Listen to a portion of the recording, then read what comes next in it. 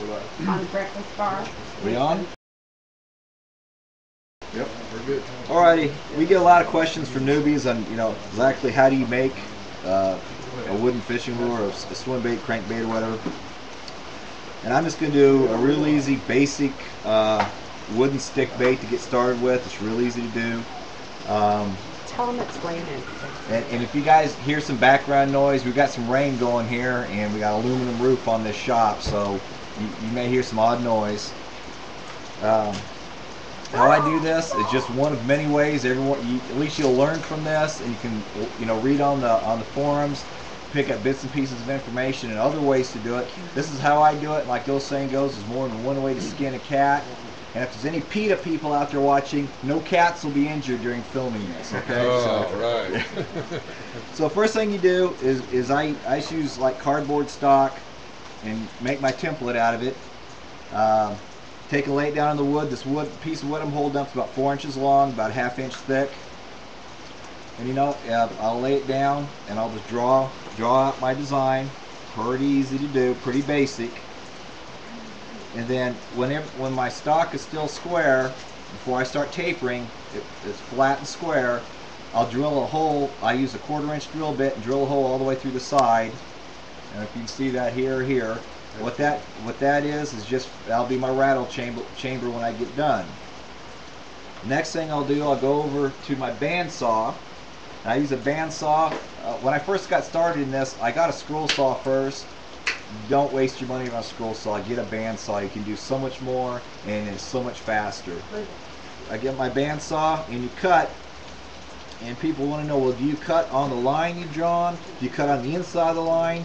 You want to cut and just leave your pattern so you can still see what's on there. That'll give you a little something to stand by and go by. You can see here it's still on there. Once I cut that and I'm still square, you notice my diving bill slot here.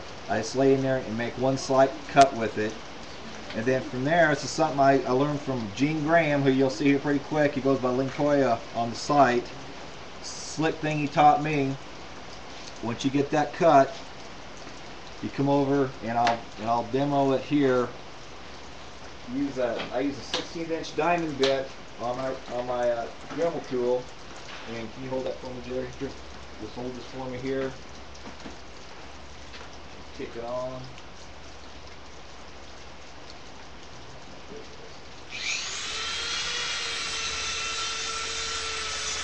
And just lay it on the edge of the table.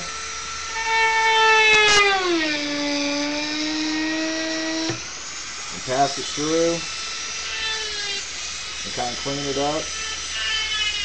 Just keep laying that into the overhead. Again, I'll do it through the overhead here. And you're going to just cut your slot straight through.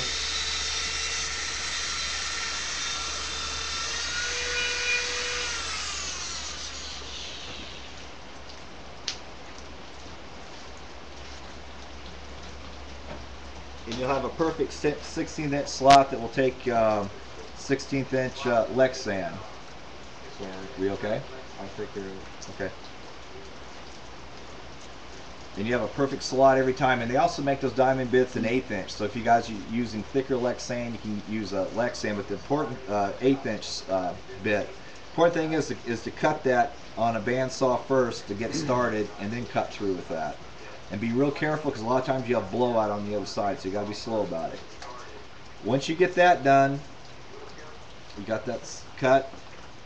For you guys just getting started, you're going to want to taper. Let's say I started this taper on the front. You can see here on top here. I came back about 3/4 inch and drew a line. And then here I think I came up about 1.5 inches and drew a line. And that's where my tapers will start from and go to front and back. Okay. Also, I drew a center line, so I had some idea where the center of the wood was, top and bottom, so I can have something to judge by. Okay. Once you do that, you come over to the sander. I'm gonna step out of the frame here just for a second. I'll have my back on my sander behind me, and I'm just gonna kind of give you an idea. Now, if you don't have a sander and you do have a saw, you can come in and cut these if you want. But I like using a sander. It's a little faster and a little easier. So I'm going to spin around here, get this done, and kind of come back and show you what we've done here.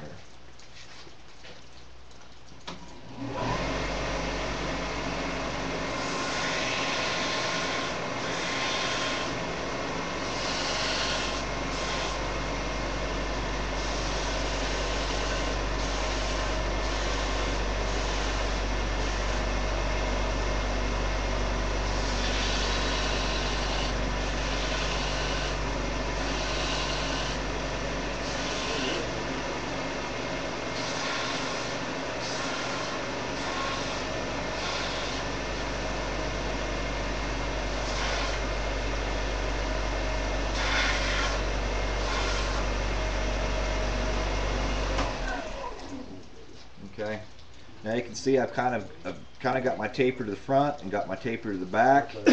The next thing I would do is I'd go in on my bandsaw and I'd kind of put on my bandsaw the sander behind me and start taking off my edges here and spin it around and take these edges off here. Watching the center as you're sanding to make sure you keep that line the best you can up the center, both top and bottom, because you want to keep this thing as straight as you can. And then once you get done, you're going to have something that looks very similar to this. Now, you notice again, I've got my hole here across the side, and I'm going to show you how to put a rattle chamber in at the same time. Got a hole here, and then I've also drilled, once I get everything all centered, I come through and I drilled another hole here in the bottom. Drilled another hole here in the bottom, which intersects with my rattle chamber through the side here.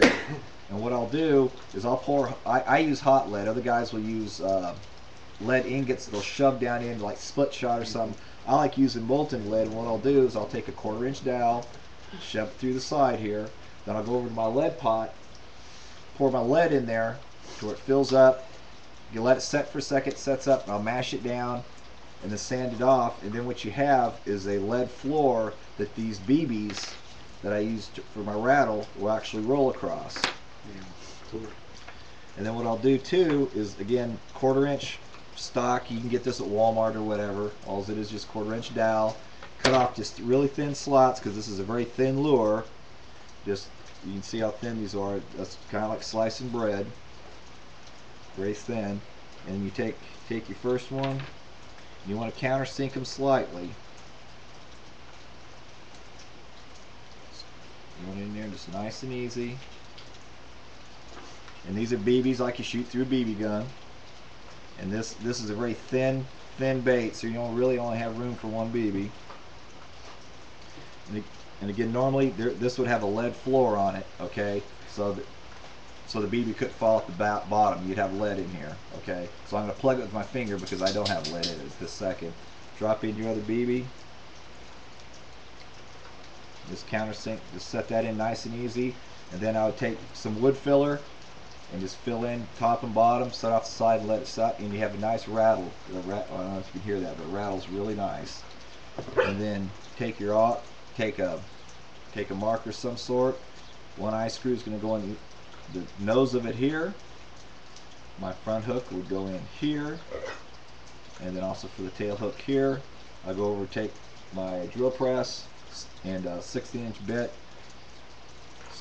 tap a hole in each place, put in my eye screws, and go from there. Then your finishing project, whether you dip it to seal the wood, that's up to you. That's a whole other topic we'll cover someplace else. But this is just a basic how I do it. There's 100 other ways to do it, but at least it gives you something you've seen and gives you something to start from. And we'll get into some other stuff here pretty quick. Don't leave us. We've got some other demos coming up. We'll see you pretty quick. Good job. Yeah, good job.